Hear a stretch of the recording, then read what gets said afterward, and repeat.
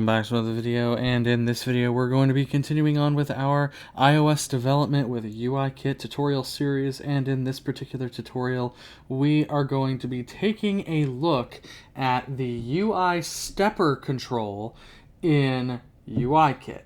Now, what is a UIStepper? Well, a UIStepper is a kind of control that allows you to increment and decrement values in your application. So, for example, if you want to adjust the quantity of something in a shopping app, a stepper is what you would use for that. If you want to adjust some settings in a more refined way, instead of adjusting a slider, you could use a stepper for that. Now, UISteppers allow for quite a bit of customization. You can specify the images that are used for separators, for the increment and decrement buttons themselves, when those images change based on different control states, all that kind of stuff you can modify. You can modify the how much the value of the stepper will increment or decrement. You can specify whether or not the value wraps. You can specify whether or not you can specify minimum and maximum values. You can do all that sort of stuff. And we're going to take a look at a couple of those different things that you can do in this video. All right, so let's go ahead and get started. The first thing that we want to do is actually create the stepper and constrain it on screen. Now, the constraints are pretty straightforward. We've done constraints before, so if you haven't done constraints before for whatever reason, programmatically, go back to the beginning of the series, and I cover those at the beginning of the series, and we do that over and over and over and over and over again throughout this series of videos. So you should become very, very comfortable with creating programmatic constraints. All right, so in Xcode, first thing, let's create a stepper. And we can do this by saying var stepper equals UIStepper. No. Equals UIStepper, like that. And that's it. That is creating a stepper object. There's no special initializer that we need to use here. Now, inside of my private function configure, we are going to constrain this to the screen. And to do that, we need to say stepper dot translates auto resizing mask into constraints equals false. View add subview stepper. Then we will activate the constraints that we need. What we're going to do is we're going to simply constrain this to the center of the screen. Now, the stepper will have a default height and width, so we don't need to set constraints for those, just the X and Y positioning. So it'll be as simple as saying ns layout constraint dot activate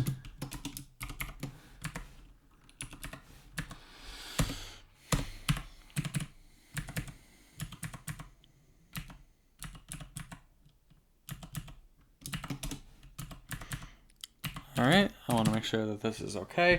All right, now we'll say stepper dot center x anchor dot constraint is equal to view center x anchor. Then we'll say stepper dot center y anchor dot constraint is equal to view center y anchor, like that. And there we go. Our stepper is now constrained to the screen. And that's great, right? So let's go ahead and run our code now. Save it, run it.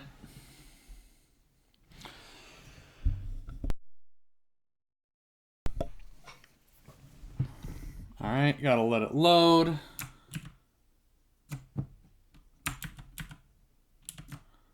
Okay.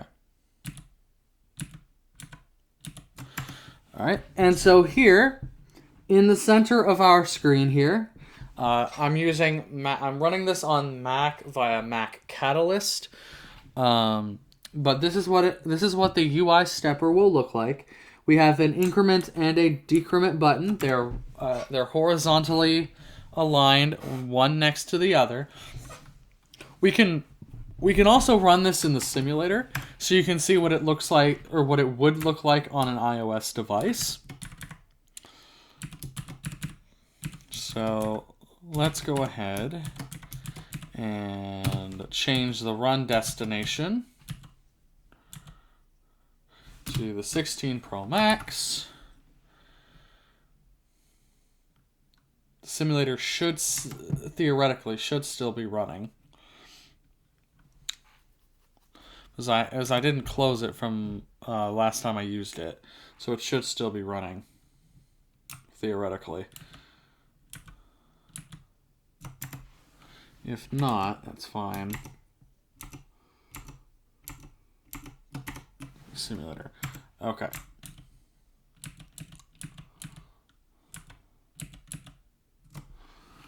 Okay. Let's run the app again just to make sure,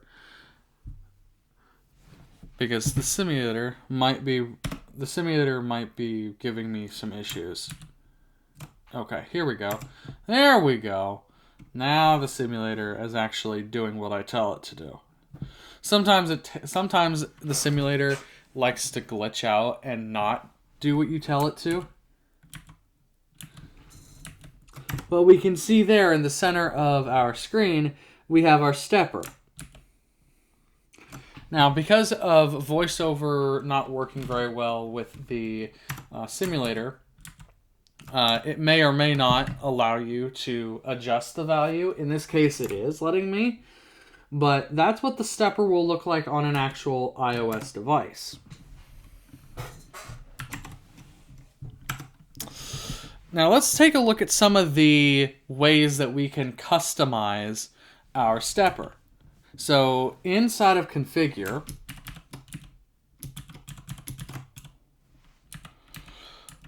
above where we have our constraints being set up,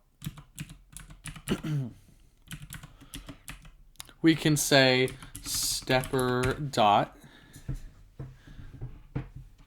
Okay, come on, Xcode. There we go. Stepper dot. And the first property we're given is value. Now, this value property is going to be a double. And this value just represents the current value of the stepper. And we'll say it's equal to 0 to start with. Stepper dot. We can set a maximum and a minimum value. So let's say the minimum value is going to be 0. And the stepper dot maximum value is going to be equal to 100. Stepper dot. So we've taken a look at value, minimum value, and maximum value, which do exactly what they entail. They set the current value, maximum value, and minimum value respectively. Now, step value, what this will do is it will determine how much the value increments or decrements every time you hit either one of the buttons. So if you hit the increment button and you set the step value to, say, 10, it'll go from 0 to 10 to 20 to 30 to 40. And if you hit the decrement button, the value will go from, let's say 50 to 40 to 30 to 20 to 10 to 0, right? So whatever the step value is how much the value will go up or down. So let's say step value equals 10.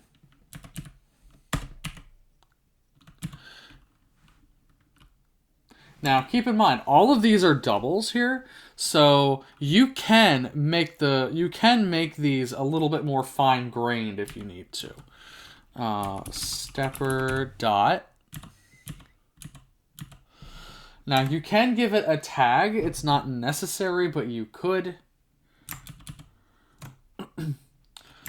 The tag is usually used to identify specific objects, different view objects in your app if you need to reference them in some other way.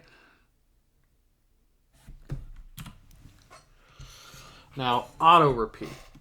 What does auto repeat do? Well, this is a Boolean that determines whether or not to continue incrementing the value of your stepper or decrementing the value of your stepper if the user taps and holds on one of the buttons.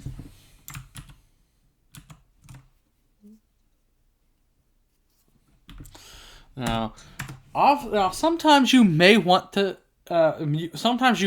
support this. Other times you might not. We'll set this to true here. I urge you to experiment a little bit, right? So we'll then say stepper dot. Now is continuous.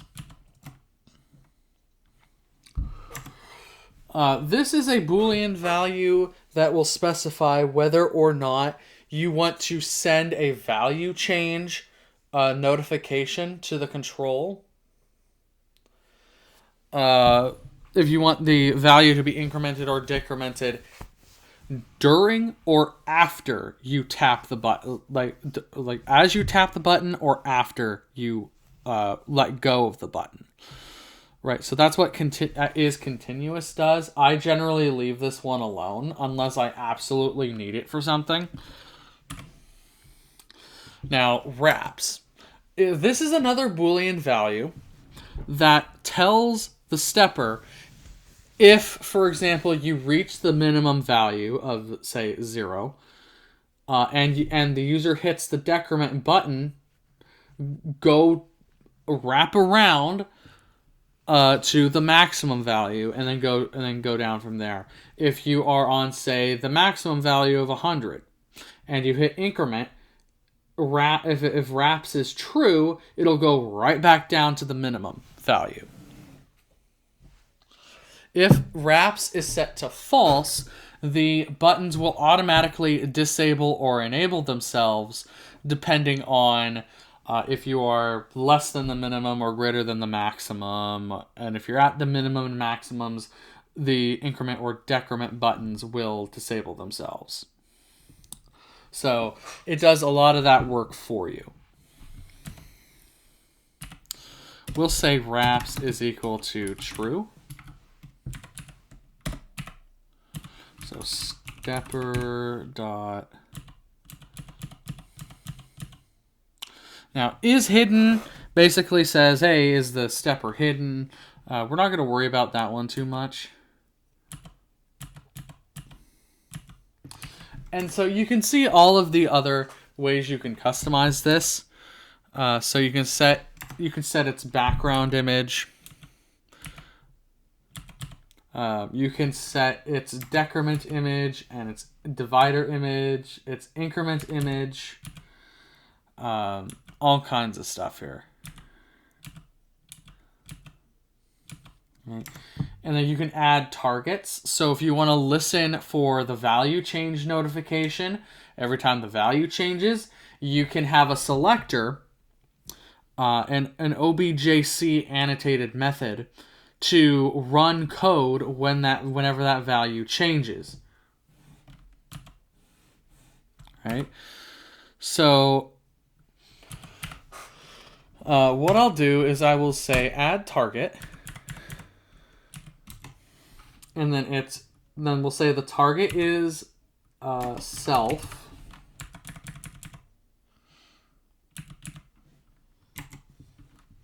And then the selector we'll say is hashtag selector value changed.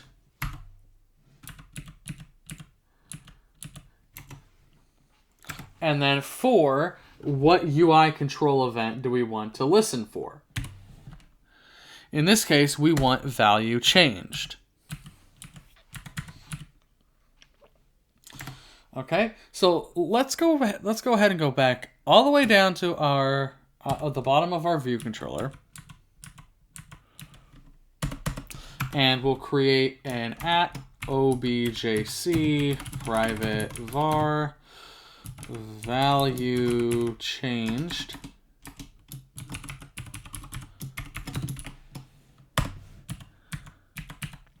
And you could leave the parameters empty. It'll work just fine either way.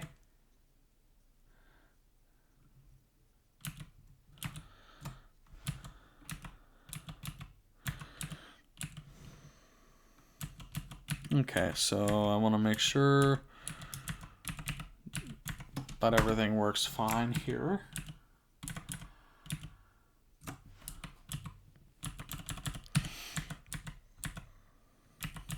We'll say @objc private func value changed, like that.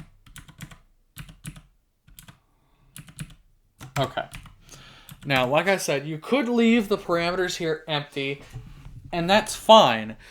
And that'll work fine, you know, if you have only one stepper in your user interface. If you have multiple, but you want to use the same method to detect value changes, you will have to pass in a stepper.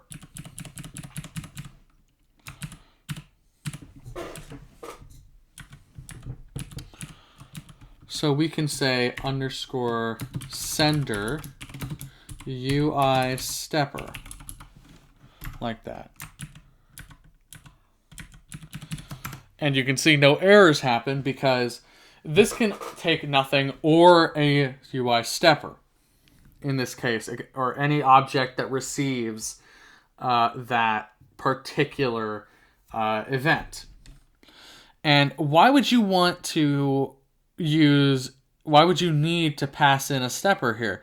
Well, again, if you have multiple steppers in your user interface, you're going to want to know what stepper had its value increase or decrease. So you can then use the tag of the sender that gets passed in to determine which stepper's value changed.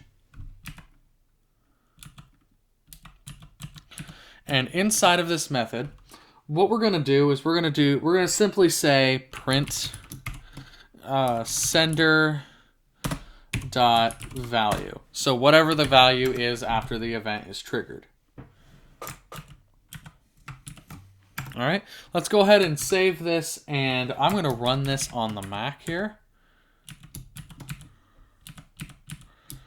So I have to change the run destination to my Mac and run the code.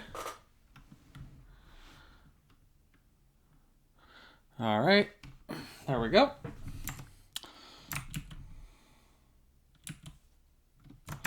All right, it's got to load and do its thing here. It takes a couple seconds for, to do its thing. Okay.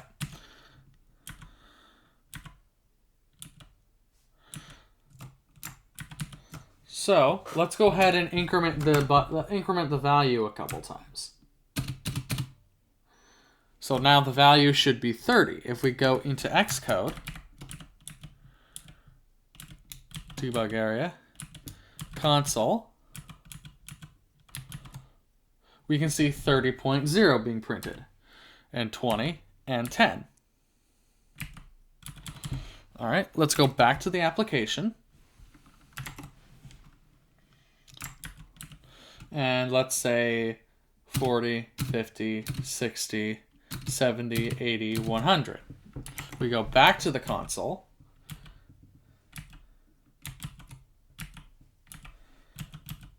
$90,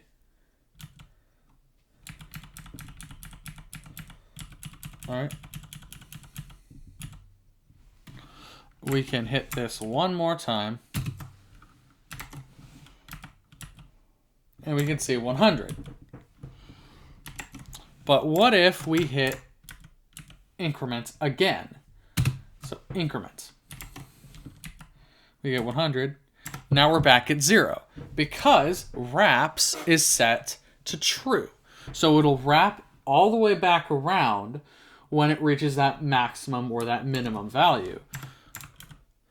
Let's hit decrement because we're at 0. When we go back into Xcode, we get 100 again.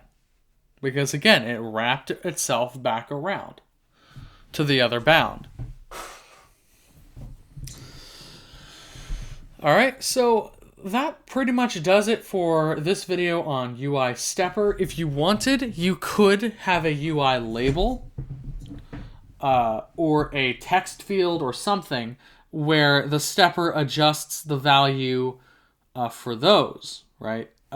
So you could have the value as the text property of a UI label or of a UI text field or whatever the case your application requires, you could do that.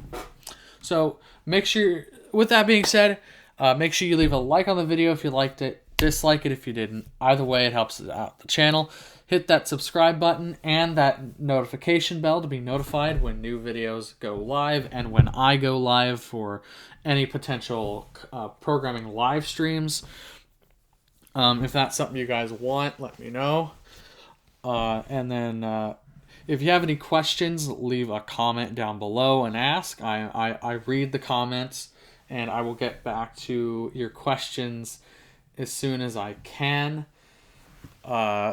And also down in the description, I have my Twitter profile link down there, so you can follow me over there because I post a lot of stuff over on Twitter. With that being said, I will see you in the next video.